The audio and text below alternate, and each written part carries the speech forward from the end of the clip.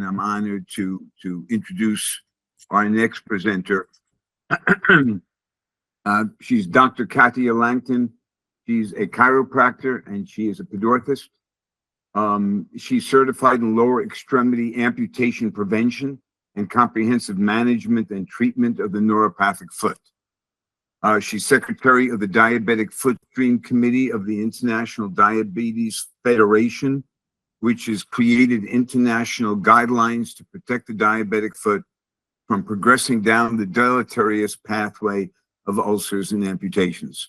Katia is an international speaker on preventing diabetic foot disease and treating patients earlier in risk category 1 and 2, differentiating patients with diabetic neuropathy from patients with neuropathy from lumbar spinal stenosis, another way we have to look at it. She's the owner and operator of Ocean Walk Podorthic Clinic in British Columbia in Canada. And we're going to turn it over to her to share her perspectives, which is really about amputation prevention, even though we know the subject is about amputation, but we're not giving up. We're going to keep working to prevent that from happening as long as we can. Katia, good morning and welcome, and nice to see you.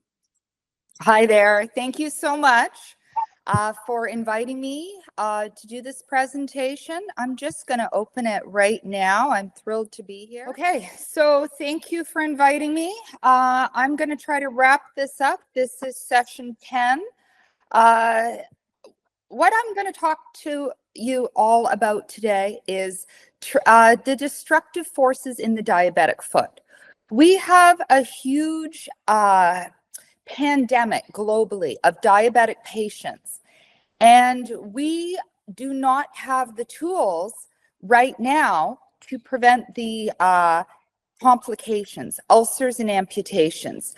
The numbers are astronomical. We've got 500 million people are diabetic or pre-diabetic, and those numbers are predicted to go to 1.3 billion in 2050. Now, we were really, really worried. When I was at the IDF meeting in 2017, we were really, really worried because in 2045, we were predicted to have 700 million diabetic patients. But now, 7 years later, and it's gone to 1.3 billion in just 2050. So these numbers are huge. And we know that of these patients, a third will get an ulcer.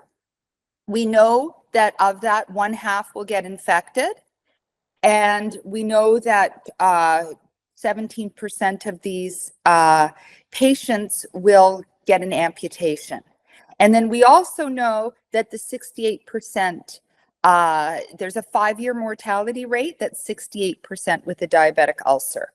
So the issue is we don't have enough practitioners that, I'm just going to turn this up here. We don't have enough practitioners that understand how to take the diabetic foot from freshly diagnosed to neuropathic to limited joint mobility to onychomycosis, fungally infected, and then ulcers, infections, Charcot foot, and then amputation, and then death. And if we don't understand that progression, we don't have practitioners that understand how to limit the progression. So hopefully we're going to go through this today, and hopefully we're going to have a better understanding so that we can do better. I am a Canadian podorthist. I'm a US podorthist. I started out as a doctor of chiropractic. And I can tell you, when I became a chiropractor, I didn't even understand what the diabetic foot had to do with feet. We just didn't learn that. So don't think somebody else is doing this in another profession, because really it's not well understood. And it's not just me. One of my colleagues, who is no longer practicing as a chiropractor, but he remembers 20 years ago in practice that he had a diabetic patient and he thinks he missed the Charcot foot because the patient was complaining that the foot was red, hot, swollen, painful, and he just kept telling them to break the orthotic in. So we're in a perfect profession as podorthists to understand and how to limit the progression. of the diabetic foot, which is the complications. I'm also the secretary of the Diabetic Foot Stream Committee. We created guidelines in 2017. Those guidelines are online. They're on my website. They're also on the IDF website. And those are fantastic guidelines on how to prevent diabetic foot ulcers and amputations. And it's also about risk categories so that we're all speaking the same language. So we'll be going through that today. I have a clinic on Vancouver Island, and then I travel in BC. Throughout BC, I visit very many remote First Nations communities, and it's all about preventing diabetic foot amputations. I just want to give a shout out to my instructor here, Bill Meanwell. He's no longer with us. He was a huge supporter of this profession. He is the one that taught me. He said, you know, Katia, when I was training, he said, we have more diabetic patients in the US than you have all of population in Canada. And I had no idea. So he's the one that taught me all about the diabetic foot. We miss him, and I'm just giving a shout out to Bill Meanwell here. So let's talk about the pathological forces in the diabetic foot. So pathological forces is when too much weight is coming down on the outside of the foot or the inside of the foot, because that's going to cause peak pressures. That's going to cause wounds that open up that can then get infected and lead to amputations, and or it can cause the Charcot foot. So we'll start with what we call the lateral column loaded neuropathic foot. This is the intrinsic minus foot. This term was coined in 1976. These are patients that are supinators. They've got a cavus foot type and then exacerbated by neuropathy and the effects of diabetes. So what we see here is we're going to see the equinus is going to start in here. We're going to get the glycosylation of the Achilles tendon. So the glycosylation is the cross-linking when the glucose is binding to the connective tissue and the collagen. And we're gonna get a very stiff Achilles tendon. The equinus is going to put a downward pressure on the heel, on the metatarsal heads. That glycosylation that is stiffening up the foot in the connective tissue and the collagen is also going to affect the fat pads here. So the fat pads under the protection underneath the heel and the metatarsal pads is going to become brittle. It's going to become inelastic and unable to absorb shock and do its job. We're also going to lose the amount of fat pads. We're going to lose the protection here. Now, what happens, we also start to get the denervation of the intrinsic muscles in the foot below the ankle. That's why it's intrinsic minus. And the extrinsic muscles take over. But as we start to denervate and lose those plantar muscles lose the muscles, intrinsic muscles, we're going to start with losing the lumbricals and the interossi. So we're going to get this hollow foot morphology. The extrinsics are going to take over and upward rotate this foot. So we're going to get a foot that looks like this. We're going to get the downward pressure on the metatarsal heads. The fat pad is going to be pulled distally as the toes go into this clawing position, which opens them up to get wounds from peak pressures on the tip. So we really want to protect this intrinsic minus foot, and we're going to go through that. But before we do that, we're going to look at what else we're going to see that's pathological, and that is the medial column loaded neuropathic foot. So again, pathological forces is what is going to cause all our complications here. So what we will see, again, this is a pronating foot that is then collapsed. Now, with this highly neuropathic foot, again, there's going to be too much pressure in the medial column. So typically, we have a patient that is diabetic gains weight. And we all know that there's a zone of hypovascularity behind the medial malleolus here. Now that with weight gain, with diabetes, it's going to further compress the tendon there. It's going to lose blood flow. This tendon can fail. And now it starts to collapse the midfoot because the posterior tib is in charge of locking the mid column here. And if it can't do that, we're going to get force from the Achilles going through the mid tarsal, further collapsing this midfoot here. So we're going to have too much pressure on the midfoot. And again, this is where we're going to get ulcers and complications. So the goal is to keep this foot balanced and to keep this neuropathic foot out of medial and lateral column loaded up that place. We want to keep it in neutral equilibrium. So let's start first by talking about, if I go back here, we're going to talk about the progression of neuropathy affecting the biomechanical equilibrium, because that's what we want, is equilibrium. So we did, this is a copy of the IDF guidelines. They are online. Again, I'm going to recommend printing these off. These are fantastic guidelines broken down into diabetic peripheral neuropathy, peripheral arterial disease, ulcers, diabetic foot infection, and the Charcot foot. So great resource here. Here's a picture of me presenting the guidelines in 2017 in Abu Dhabi. And so this is the name they gave me of my talk. What's next after amputation? So, I mean, I didn't pick this name, but really what we have to do, what's next after amputation, is we have to go back and think, what did we do wrong?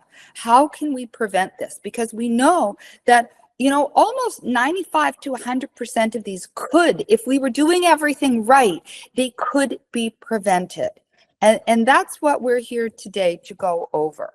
This is another great resource. This is the pocket chart from the IDF. So we created this as well. So this, everybody should know this, so we're all talking the same language. So this is a great thing to go on, print this off, go onto the website, and then laminate it. And so I use this every day, all day in my office. Let's go through this. Risk category 1. This patient, we're checking with the monofilament to see what they can feel in 10 areas on their foot. If they can feel everything, that's great. They just need to see us in 12 months. If they're here, though, and they have foot pain, we need to deal with that. So if they just have mechanical foot pain, we deal with that. Now, if they're going to be moved into risk category 1 here, which is moderate risk, if they cannot feel at least one of the 10 areas with the monofilament. That's the 5.70 monofilament, which is to feel 10 grams of pressure, which is going to tell us it's based on the same amount of pressure with walking, so it's based on the repetitive stress. So we want to know if they can't feel any of that, they're going to be risk category 1. And then we're going to need to use orthotics and shoes to protect these patients, to offload them. Now, what will move them into risk category 2? This is the high risk foot. This is going to be if they have loss of protective sensation, plus they have one other thing, which can be loss of range of motion, a painful foot condition, peripheral arterial disease, and even fungus, onychomycosis, an infection in the nails can move them into risk category 2. At this point, yes, they will need orthotics, they will need diabetic shoes to protect them. And then what moves them into risk category 3? This is as soon as they get an ulcer, an amputation, or a Charcot foot, or they have the risk of the history of an ulcer, amputation, or a Charcot foot. So great pocket chart there. And that's the back of the pocket chart. There's the full diabetic foot exam. That's just a quick reference. So here again, these are the 5 or 6 areas that the guidelines focus on, and then the pocket chart. What are the goals? treat these patients in risk category 1 and 2 instead of 3. Okay, so we want to treat them before an ulcer, amputation, or Charcot foot happens. When they have neuropathy, but before we get into risk category 3. That's the window of presentation. Secondary, we want to keep them walking, keep them on the ground walking so that the patients can manage their blood sugars and fight their disease. So the monofilament, here we go. This is the 10-gram monofilament. This is what determines what risk category they're in. We do 1 area on the dorsal surface of the foot and 9 areas plantar. And then we get their risk category. So what's causing this neuropathy? So this is the whole point, right? If there is elevated glucose, it's going to cause neuropathy. So typically type 1 is about 5%, type 2 is about the other 95%. So we're dealing with type 2, which is excess glucose from diet and lifestyle, not moving enough, not getting enough exercise, and also the foods we eat, the soft drinks, all of that is going to be causing this type 2 diabetes. So we're going to have patients with excess glucose. What does glucose do? It damages when it's freely in the bloodstream and there is too much of it. It is going to damage the blood vessels. So normally glucose is moved by insulin. That's the hormone that it inputs the glucose into the cells to store it. But if there's too much glucose, it is not going to be able to, it's going to be resistant. It's not going to be able to turn the key to uptake the glucose out of the bloodstream and into the cells, and we get insulin resistant. So now we have too much glucose in the bloodstream and it's free to wreak havoc. So it's going to damage the endothelial lining of the blood vessels, and it starts with the most distal upwards. So it's going to go to the tiny blood vessels of the toes and then move upwards. And what happens is we need the blood to innervate the nerves. So as it damages the blood vessels, it kills off the nerves. And then we need the nerves to innervate the blood vessels. It's an interplay between the two. As this dies off, the patients are going to get symptoms. And the manner in which it dies off is it takes out the large myelinated nerves first, which is motor, and that's proprioception and balance. Then the small myelinated nerves, so that's going to be protective sensation, light and deep. And then the third is unmyelinated, which is pain and temperature. So when they're advanced, everything's going to be hot, cold, and painful. So as they start to lose protective sensation, they have symptoms. So the symptoms are numbing and tingling in the feet at night and at rest, sharp shooting pains going up the legs. These are big warning signals to the practitioner. As soon as they're complaining of this, we know that they're going to start to, well, we got to examine them and see how much protection we need to give these patients. So we want to protect them as soon as they start losing protective sensation, but long before they get into risk category 3. So now we're looking at the foot here. So the calcaneal tubercles and the metatarsal heads bear the majority of weight. So we've got a round surface causing a high peak pressure on a flat surface. That's why these are the most common areas to ulcerate, most commonly in the metatarsal heads and then the heel. So this is where we want our protection. Increased peak pressures are going to traumatize the tissues, where we can see areas of peak pressure here. Pressure causes calluses. Calluses is the body's way to protect the foot so we don't get a wound. So the problem with the calluses in those peak pressure areas is this is a callus on the right, but it's no different than having a rock attached to the foot on the left. So now the patient's going out to walk with a rock on their foot. So what's going to happen is, well, they can't feel it, right? So remember, these patients can't feel anything.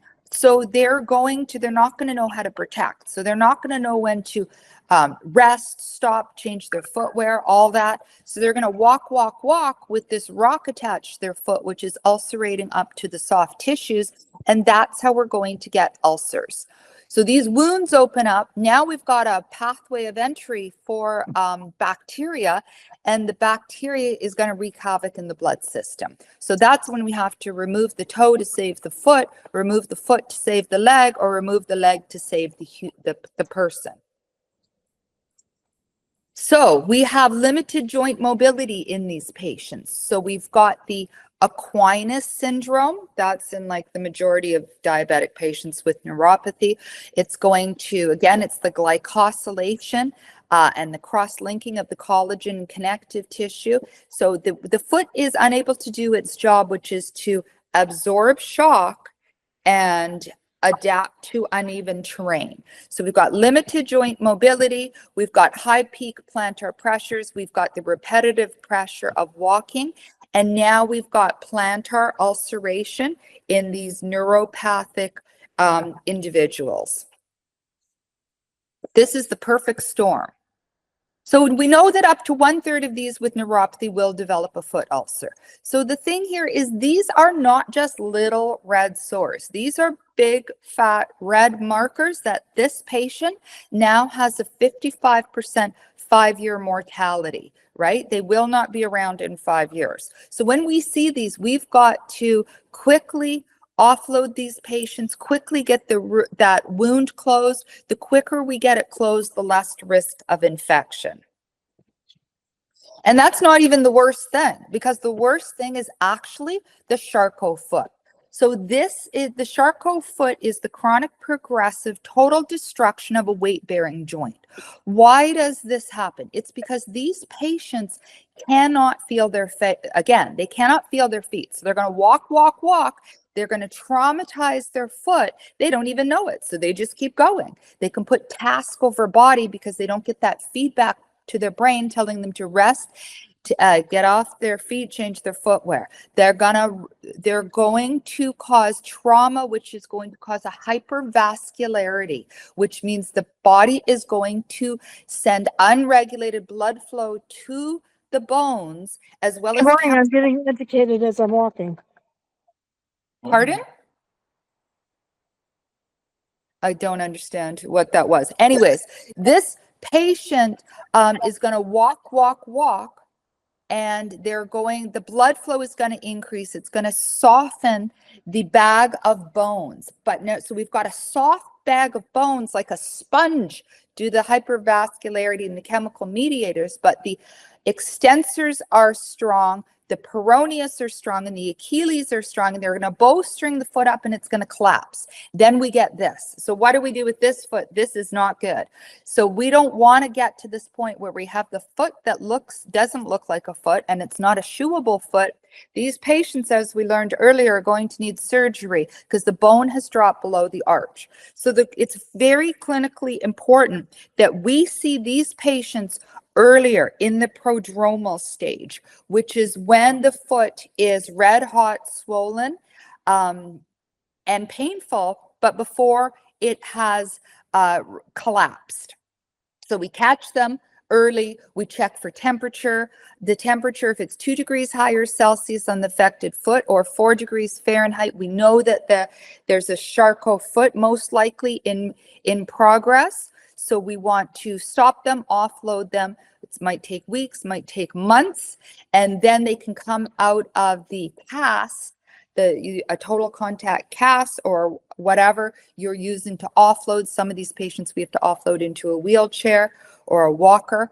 We're going to offload them, and when the temperature comes back down, we can put them in diabetic shoes and orthotics. So we want to catch them early.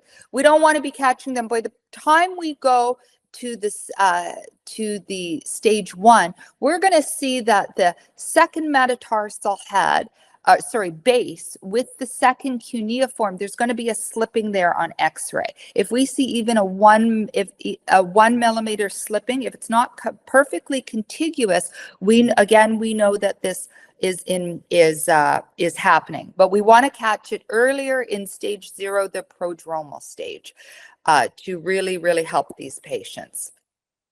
So our goal is to deal with the pathological forces so we don't get ulcers, amputations, and or the dreaded Charcot foot, which, by the way, is in up to 7% of the neuropathic patients. And these patients are walking into my office all the time.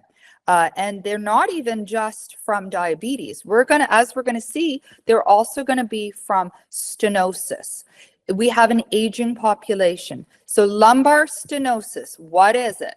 It is in the 70% of the over 70 patients, we're going to get arthritis, which is going to, this is the front of the vertebrae, this is the back, this is the front of the spinal cord. The anterior horn here is the lower leg and lower extremities. With these patients, they get arthritis right here in the back of the vertebrae that's going to push into the front of the spinal cord. They're going to have this disc pushing into the spinal cord this ligament and or the discs here pushing into the spinal cord. What that does is it takes up space in the canals, and then these nerves here have to come out of this form and this hole and go all the way down the leg. So what happens when we get this taking up of space with these degenerative conditions? It is going to cause a disruption of the venous blood return to these spinal nerves. That's going to cause engorgement of the cerebrospinal fluid, and then that is also going to then compress these spinal arteries to these nerves, and now we get ischemia. So these patients are upright and walking, and yet they're going to be complaining of pain. It's all different. It's based on where it's going to be in the spinal cord, but they're either going to be complaining of numbing, tingling pain in their legs and their feet. They are going to be complaining of hip pain, bowel and bladder weakness. And guess what? It's dubbed shopping cart syndrome because it's relieved when they bend forward. And it's usually in one side more than the other. And usually when they bend forward, they can walk double or triple what they can walk otherwise. So we have to be able to differentially diagnose this because we treat these different. Now, these patients also get neuropathy because it kills the nerve from the top down rather from the bottom up with diabetes. So it's clinically relevant because when we're taking our history, we're trying to put the patients into 3 categories. 1, do they have mechanical foot pain? That's with walking. 2, do they have neuropathy from diabetes? That's going to be pain at night and rest until it becomes constant. And it's going to be, usually it's bilateral, and usually it's worse at night and rest. Now, the third one is the stenosis patients. They can also get wounds, neuropathy, infections, and the Charcot foot. It's just from the top down. It's usually going to be on one side, and it's going to be when they're upright and walking, needing the blood flow, and it's going to be relieved when they bend forward over a shopping cart and or sit down. Because when they sit down, they're opening up the blood flow again. They're removing the tourniquet. So normal back pain doesn't just go away when you sit down, but it does when it's stenosis because it's based on blood flow. So it is clinically relevant. You're going to see these patients, and we have to be able to diagnose them, or at least refer them to a physiotherapist or a chiropractor that can treat these patients. So now let's talk about the intrinsic minus foot and the medial and lateral loaded foot. So linear forces are acting on this subtalar joint right in here. This is the body steering wheel. So this subtalar joint between the talus and the calcaneus is sandwiched in here it's the inferior articulating surfaces of the talus and the superior articulating surfaces of the calcaneus make up this joint. This is how we move through pronation and supination. There's no direct muscular attachments. It's sandwiched on the talus. It's sandwiched in between the talocrural ankle joint and the mid-tarsal joint. So as these joints move, it moves the talus. So what happens is we get pronation and supination are triplanar movement. So in the transverse plane, we get abduction and adduction of the forefoot. In the mid-sagittal plane, which divides the body in half, we're going to get plantar flexion and dorsiflexion in the ankle. And in the frontal plane, which divides the body into anterior and posterior, we're going to get inversion and eversion at the subtalar joint. But the whole subtalar joint is going to move in pronation, supination. And so the direction of the movement of this subtalar joint is going to be through its axis. So the axis is an axis of the subtalar joint is right here. And an axis is a straight line around which an object rotates.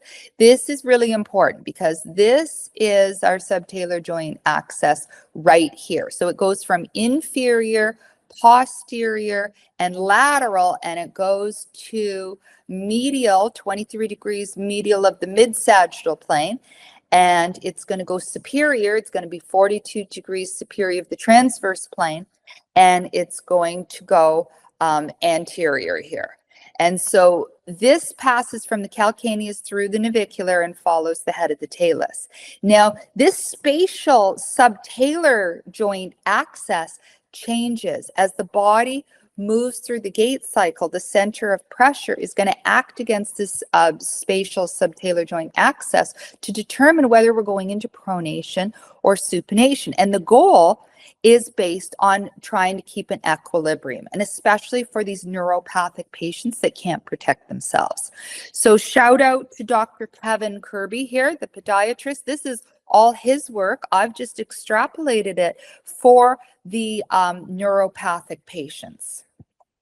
So think of a teeter-totter. This is, remember these old teeter-totters? We want to be in perfect balance, right? If we're in perfect balance, think of this as pronation and supination, then everything is equal and opposite and balanced, and we're not going to damage the diabetic foot. So we're dealing perfectly with any pathological forces if pronation and supination are in balance. So now the problem is let's look at when we have a big kid and a little kid on this teeter-totter. Now, body weight is a measure of force, and so we're going to look at force. So force and gravity is measured in newtons. So we've got this big kid that's 1,000 newtons pushing down, and then we've got a 1 meter moment arm here, and this is the fulcrum. So this is the subtalar joint axis. Then we have the little kid, so he's 500 newtons, and we've got a 2 meter moment arm. So that's 1,000 Newton meters. So this is actually in balance. But now think about it like this. What if this little kid moved forward to 1 meter? So now we would have 500 Newton meters. And what if this big kid moved back to 2 meters? So now that would be 1,000 times 2. That would be 2,000. So now we're going to be out of balance. So we're going to use this to explain pronation and supination, getting out of rotational equilibrium. So say this is pronation and this is supination. We're going to have too much supination and the foot's going to be logically loaded on the outside, and vice versa. And remember, a moment equals force times distance, and it's actually the rotational movement through the axis here. So what could go wrong? Well, in diabetes, with keeping these patients in rotational equilibrium, everything goes wrong here. So we're going to look at these top 3 things here. So we know that the motor neuropathy, we're going to lose intrinsic musculature first. That's going to deform the foot. Then we're going to start going up the kinetic chain up to the extrinsics. We're going to have autonomic neuropathy, which is going to affect the suppleness of the skin. And so these patients are the skin's going to tear easily. We're going to have sensory neuropathy, starting with loss of light pressure and then deep pressure.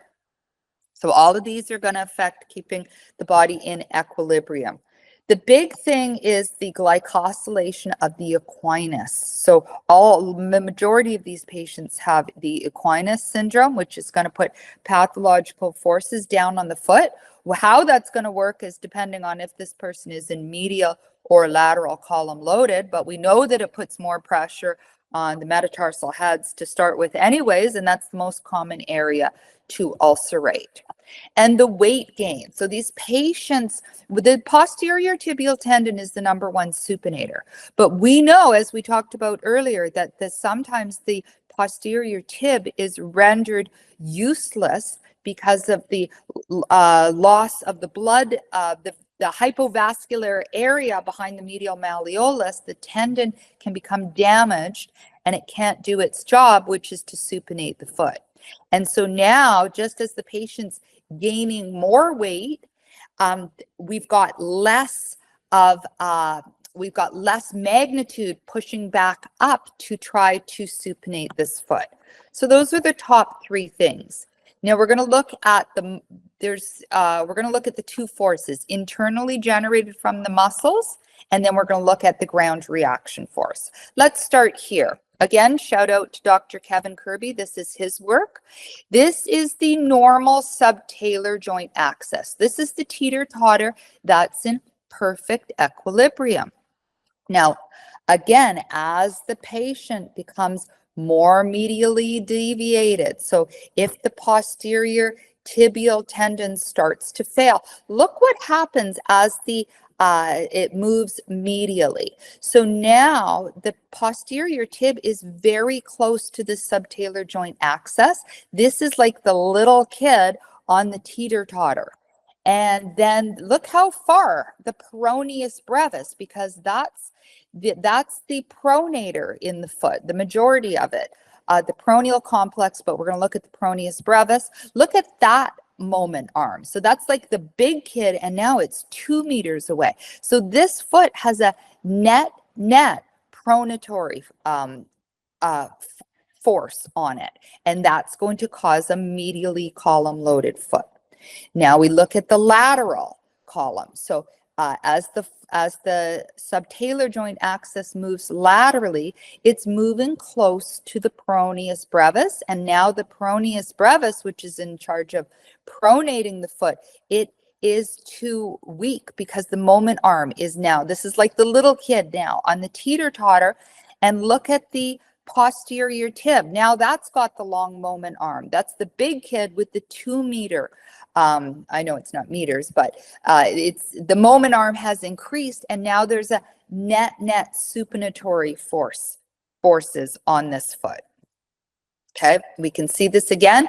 If the posterior tib is too close, it's going to cause this medial column loaded, and we're going to end up with this foot. And again, with the laterally column loaded, it's moving too close to the peroneus brevis. We're going to end up with this foot. Both are pathological. And then the second thing, we get a double whammy from the ground reaction force. So what is the ground reaction force? The foot comes down, and then the ground reaction force is gravity pushing back up against the foot and stopping the effects of the foot coming down. And so again, this is the subtalar joint axis here. If we push there, it's going to stay in neutral equilibrium. If we have more, normally it's balanced between the lateral metatarsal heads and the medial tubercles and the calcaneus. But if this starts to move medial, we're going to have more forces pushing here, which is going to push that foot into pronation. If this subtalar joint axis moves lateral, we're going to have more forces pushing on medially, so it's going to push that foot into supination. Neither of what we want. We get a double whammy when we take that into account with what's happening with the muscles here. So this is what we're trying to avoid: medially or laterally deviated subtalar joint accesses.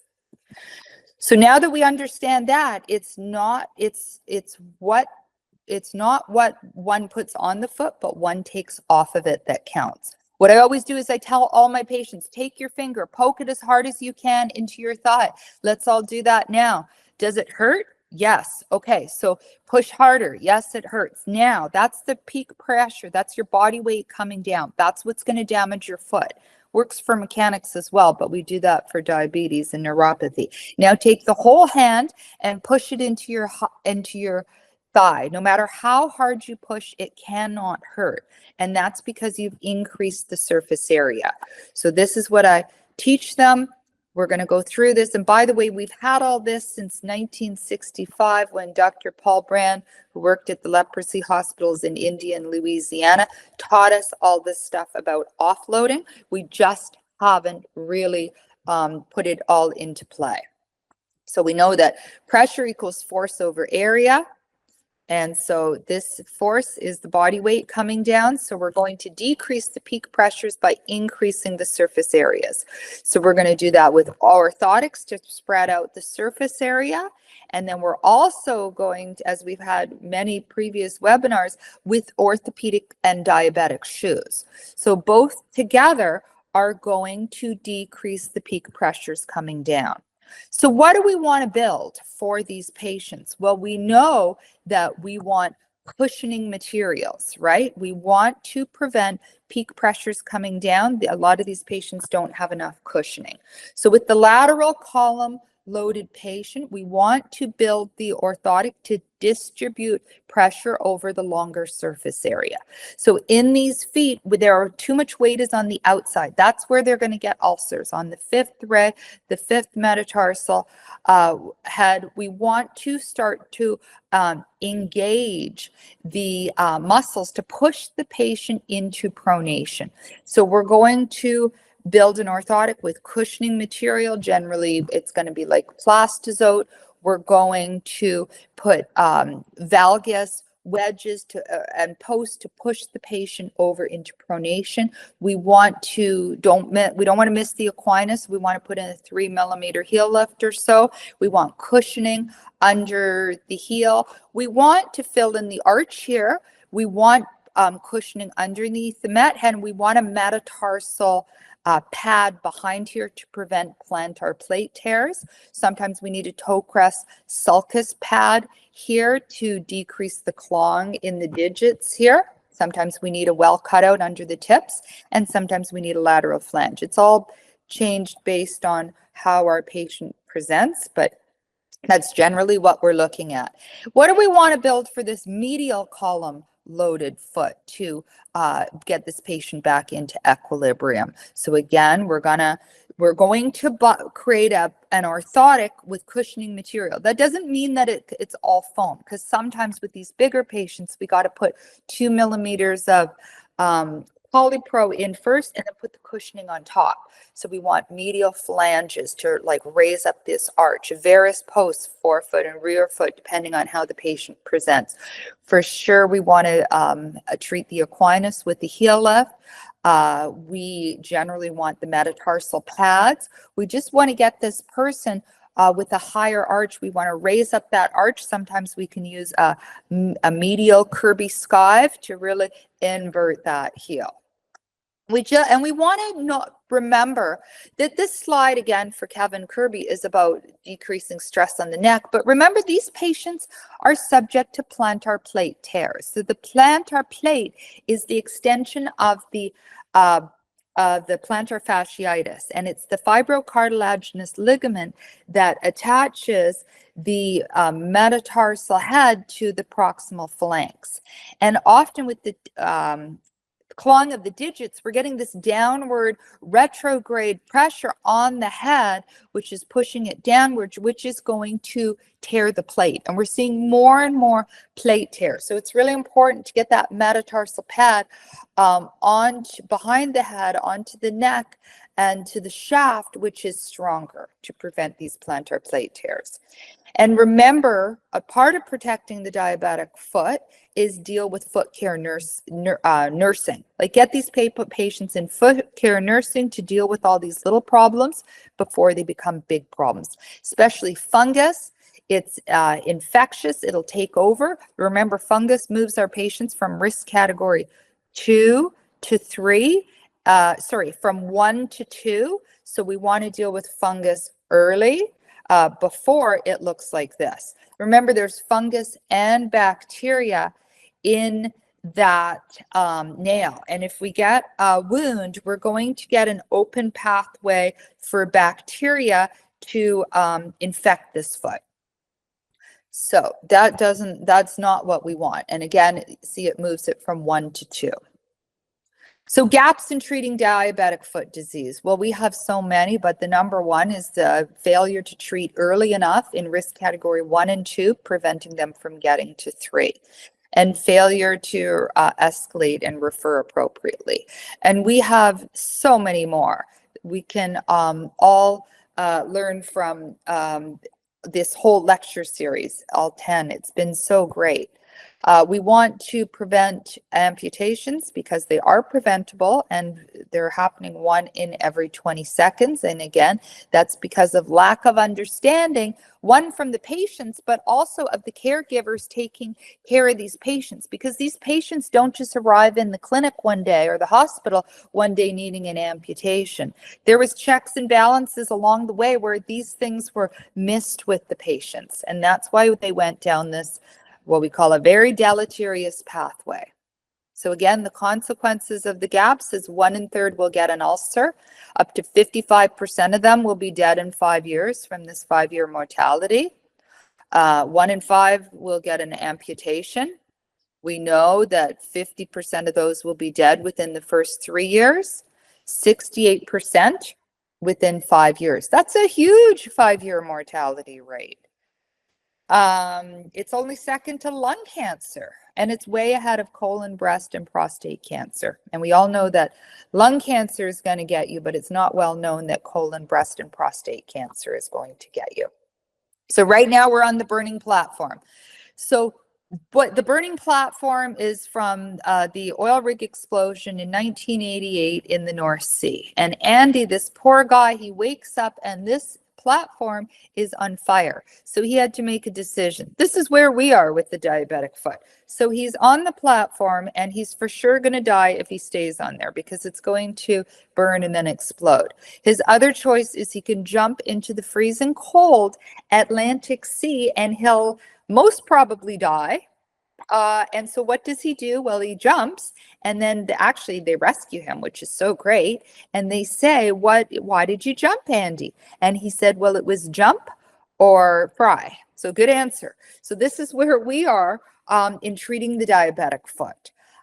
We are on the burning platform. It is collapsing and we got to put our knowledge that we've had for 65 years tie it all together. We know that we have to offload these feet with the diabetic shoes, with the orthotics, treat them early with foot care nursing, deal with the fungus, deal with the peripheral vascular disease. And the whole goal is to treat them early in the window of presentation in risk category 1 and 2 with the offloading shoes and orthotics so that we don't see them in risk category 3, because that's very, very difficult to deal with. And we need to do this because we've got huge numbers coming down the pipeline. As we know, it's increased to 1.3 billion in 2050 now is the projection. So in the course of this presentation, we have, the death rate is 1 every 6 seconds. So we might be close to an hour. That's where we are now. And we know that we can do so much better. So I thank you for having me speak today. It was a huge honor. And I'm going to turn this back to the front now. Here we go. Thank you so much, Katia. First of all, the hands are applauding. Paul Brand is very proud of you, and as a mentor of mine, I joined the industry in '73 and went to see him in '75, and actually got to even share at the faculty level for years. So brilliant. If you want to ask questions or anything, just raise your hand in the system, and we'll be happy to do it. But just a couple of things. First of all, it sounds to me like your presentation, first of all, your presentation should go global. Your presentation should just go global. The world needs everything you just said, not just pedorthists, but everybody else who takes care of people. Second thing is, it seems to me you also described the geriatric foot. In everything you said, other than the systemic, it looks like geriatric to me. So I just felt like looking at toenails and all those things applies to all of our aging business as pedorthists. I just wanted to share that with you. And then I had a question, and that is the difference between stenosis and diabetes vis-a-vis diet and exercise. Would you fill in the gaps for us on that? Oh, okay, sure. So sorry, is your question sorry, what was your question? How to differentiate them? Well, is stenosis resulting in neuropathy also related to diet and lifestyle in the same way that diabetes is? Okay. Okay, so basically stenosis just means narrowing. So it means narrowing of the canals. So it happens in 70% of the over 70, but it's just based on arthritis. So degeneration or arthritis of the spine. So it doesn't matter. It's in like all, everybody has a little bit of degeneration or arthritis. So it's not diet and exercise, but it can be. It's their whole lifestyle and lifetime worth of stresses on the spine causes the arthritis, and then it causes the narrowing. Then it squeezes the blood flow, but then it causes the neuropathy, the same as diabetes, from the top down, and it's usually more on one side, whereas the diabetes is bilateral usually and from the bottom up. But we're going to see these patients because I did a whole research presentation we presented in Portugal, that these patients are getting referred to the diabetic foot clinics because the doctors don't know how to differentiate them, right? Because this is confusing, because you'd actually have to ask all these questions. And a lot of times they don't even have diabetes, and they have lumbar spinal stenosis, but they're still going to come in with neuropathy. Or I even had a patient with a Charcot foot, and she was misdiagnosed 3 times, and twice was in the ER. They diagnosed her as gout, and then an infection, and then gout again. And then she came in to see me, and I said, okay, you're not diabetic? No. Okay, and I hadn't even touched her yet. I said, how's your back? And she's like, oh, I've had a lifetime of back problems. And so I'm like, okay, I just know you're going to have stenosis, and you're going to have advanced neuropathy. And she did. And so then we treated her. But she was missed because she wasn't diabetic. But we're seeing more and more of these. And they do come into our practices, of course, because they've got the resultant related problems, which it gets all interconnected. But thank you so much. I think I don't see any hands. We're so filled with your brilliance. Sorry, I don't mean to embarrass you, but it was outstanding, of great value to all of us. We hope you'll come back and join us again. And I want to thank all of our faculty for today. And certainly Seamus was fabulous, Teresa. And now we'll kind of look at the future. Thank you again, Katia.